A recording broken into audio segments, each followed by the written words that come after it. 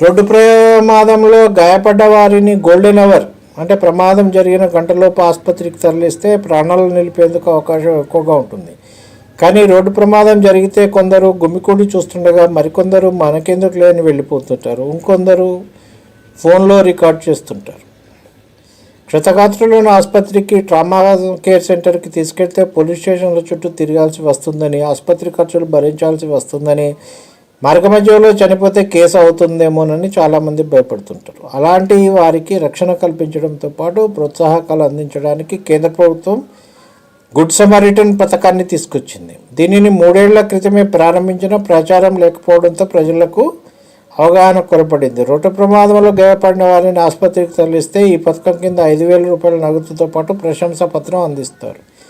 ఎక్కువ మందిని కాపాడిన 10 మందికి ఏటా ₹1,00,000 అదనపు ప్రోత్సాహాన్ని ఇస్తారు. ఈ పథకం 2026 మార్చి 31 వరకు అమల్లో ఉంటుంది.